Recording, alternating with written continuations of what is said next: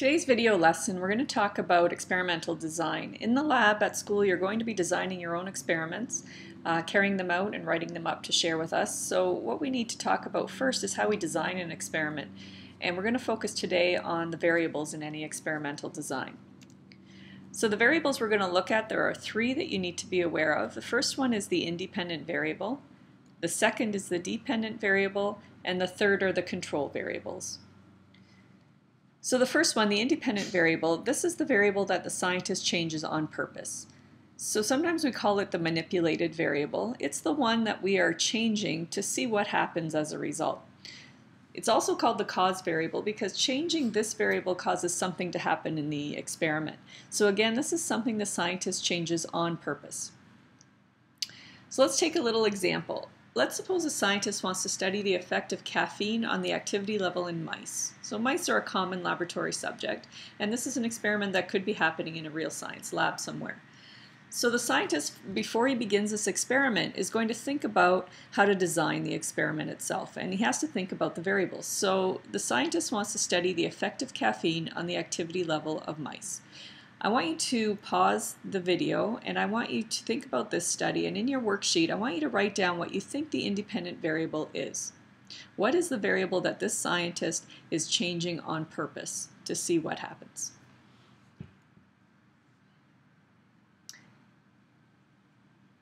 If you wrote down that the independent variable is the amount of caffeine given to the mice, then you're correct. Again, that scientist, when he is setting up this experiment, is going to set up perhaps different cages with mice in each one, and he's going to give those mice differing amounts of caffeine, from perhaps 0 or a set of mice that gets no caffeine, and then he's going to increase the amount of caffeine given to the mice in the different setups. And that is what he's changing on purpose, or he's manipulating in the experiment to see what happens. So in this case, the independent variable is the amount of caffeine administered to the mice.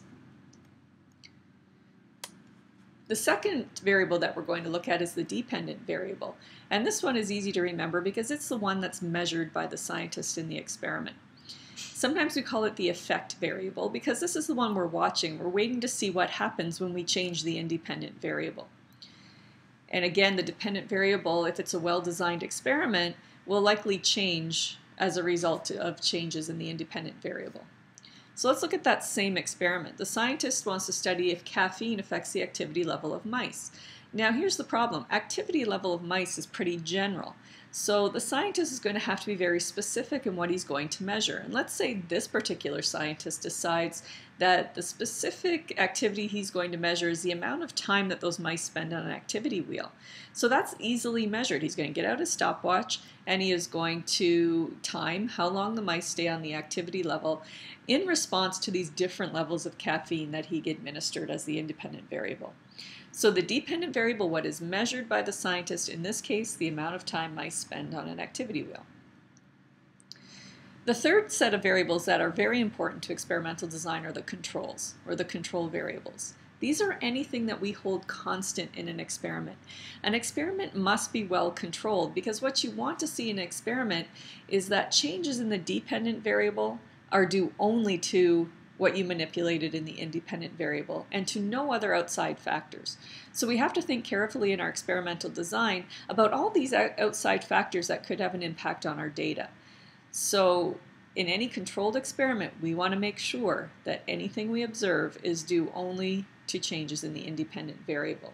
And in general, experiments will have many factors that you're going to try to control. It's impossible to control everything, but as scientists, we try to control as many of those outside influences as we can. So again, looking at this study, a scientist wants to study the effect of caffeine on the activity level in mice. He's going to change the amount of caffeine given to the mice, and he's going to measure their time spent on the activity wheel. Anything other than the level of caffeine administered could influence those results. So this scientist is going to try to make sure that everything else about this experiment is held as constant as he can possibly make it. So you want to think of, and there's generally a whole long list of things you're going to control. So if we think about this experiment, imagine it being done in a lab. He's going to want to control, let's say, the size of the cage that each of the mice are in. So that's the same. He is going to want to control the temperature in the room. So it's held constant throughout the experiment. going to want to control perhaps the gender of the mice that is being used, so that someone can't come along and argue saying, well, it wasn't really the caffeine that influenced the activity level of the mice, but it was rather the gender of the mice. The males were more active than the females or vice versa. So you want to make sure that anything you can possibly control, you do. So I've mentioned a couple of controls that we could use in this lab. I want you to pause the video now and think of other things, other factors besides caffeine amount that the scientists might want to consider and hold constant for that experiment. So just pause the video and jot down at least 3 that you can think of.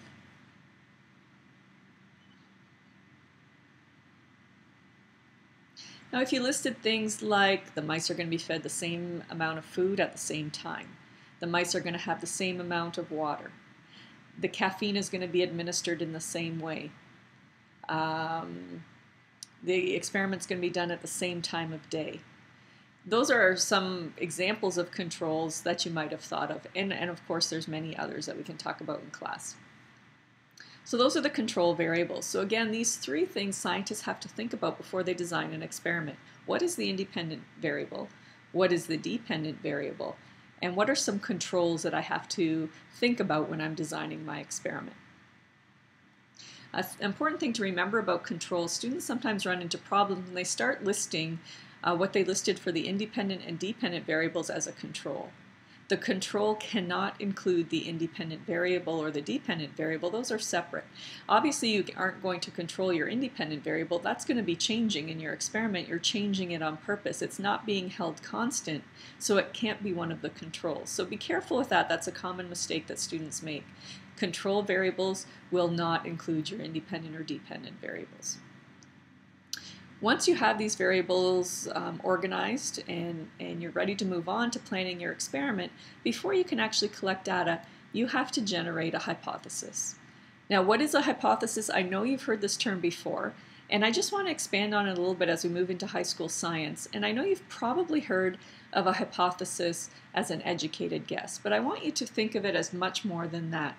I guess I don't mind the educated part. I really don't like the guess part of that definition. So what I'd rather you think about a hypothesis as is a tentative explanation for something you've observed in the natural world. And that explanation is not just something you pulled out of thin air. It's based on experience. You've certainly done background research into your topic to think about a proposed explanation. And it's also logical. And the important thing to think about with a hypothesis is that this is an explanation that's on trial. It may or may not be supported by your data. It may or may not hold up after the experiment. That's okay. And that's a really important part of making hypotheses. And the other important thing is that a hypothesis has to be testable. You have to be able to set up an experiment to test your hypothesis, and that data has to either support or not support the hypothesis you came up with. And the important part when we're thinking about it in grade 9 and 10, you want to link the independent and dependent variables when you're making your hypotheses. So that's why we kind of go through this process. Think about the independent variable, think about the dependent variable, and then try to explain how they are linked. To help you out in grade 9 and 10, we've developed a structure, and it's a common structure that's used in education and science. We're going to help you structure your writing of hypothesis by using what we call an if-then statement. So there's 2 ways you can do it. And the main idea is you're linking the dependent and independent variable, and you're providing an explanation for what you think is going to happen. So there's kind of 2 ways grammatically you can do this. And the first one, if the dependent variable is affected by the independent variable, then you explain what you think is going to happen. Or, if you don't like the grammar of that, you can do it a little bit more fluidly with if the independent variable affects the dependent variable, then this is going to happen. So let's take a look at an example that we've been working on in this video, again with the mice and the caffeine. So if I were writing hypotheses, there's 2 ways I can kind of link those variables and give my proposed explanation. And the first one is if the amount of time mice spend on an activity wheel is affected by the amount of caffeine ingested, then the more caffeine ingested, the longer the mice will run on the activity wheel. So you can see a couple things here. I'm linking the independent and dependent variables. I'm linking the amount of time on the activity wheel with the amount of caffeine ingested. And then after the then part, I'm giving my proposed explanation of what I think is going to happen. The more the mice ingest caffeine, the longer they're going to stay on the wheel. If you don't like the wording of that one, you can say if the amount of caffeine ingested affects the amount of time mice spend on an activity wheel, then the more caffeine ingested, the longer the mice will run. Either way is fine. It becomes just a preference in terms of grammar. The second part that we'd like to ask students to do is to include a rationale or a reason for your hypothesis. And this is just kind of one step more to let us think a little bit extra about why. What's the background? Why do we think that's going to happen? To have some logic kind of behind our hypothesis. And the way we suggest doing this is just to add a second sentence to your hypothesis. Start it with, this is expected because. So why do we think that ingesting more caffeine will cause greater activity in mice? Give whatever reason that you have researched or you've logically thought about. And that's what we call our rationale. So in this case, we have our hypothesis, the if-then statement, linking the variables, giving our proposed explanation, and now we're adding that second sentence. This is expected because caffeine is known to increase endurance during exercise. Now, whatever your rationale is, we don't expect elaborate scientific reasons in grade 9 or 10, but if you have some background, some scientific basis for this hypothesis, that is where you'd include it in your rationale. So really, when you're writing your hypothesis, think of it like a two-sentence process. One, the if-then statement giving your proposed explanation of what you think is going to happen in the experiment, and then give a second sentence explaining your rationale. The other thing I need to point out when you're writing hypotheses, and you might notice, there are no pronouns. We're going to talk more about writing lab reports and the little rules that I like to see in the lab reports, but one of the big ones is I don't like to see pronouns in any of your scientific writing. So you'll notice in that whole hypothesis there's no I, there's no we, there's no our group thought, none of that. And the reason I tell students is science is about the process, it's about the science, it's not really about the scientist. So take the I and the we and the you and the our group out of it and leave it as a much more formal sounding sentence. Another thing to remember about, a few things to remember about hypotheses, we never say hypotheses are proven to be true. We are never going to find absolute truth in science. We talked about what science is in class, and we talked about how science is really open to change. As new evidence becomes available, science has to shift its way of thinking, so we're never really looking for absolute truth. But what we can say is the data from our experiments either supports the hypothesis or it does not support the hypothesis. So try to avoid that word true in any of your writing. We don't say our hypotheses are true. If a hypothesis is not supported by data, students sometimes get concerned that maybe they're going to get a bad mark in their lab report, or their experiment was terrible, or they're not a good scientist. That is not true at all. A lot of hypotheses in science are not supported by the data, and that is still great science, and it's still an excellent hypothesis. So don't worry about that. How you write the hypothesis is the important part. Whether or not it's supported, it does not matter in terms of the quality of your work. If in real science, if a hypothesis is not supported, the scientist will just revise that hypothesis and repeat the experiment. And that's a normal part of science. So don't worry about if your data doesn't support your hypothesis, that's just fine.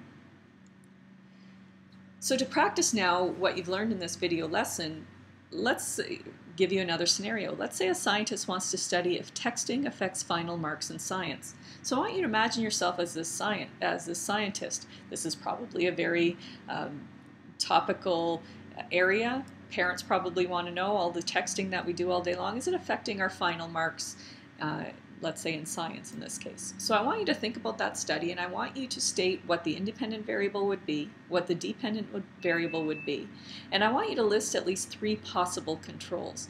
Now in this case we're dealing with a human study. It's much more difficult to control human studies, but think of at least 3 things that you would have to control in this study to make it only about that independent variable and not anything else.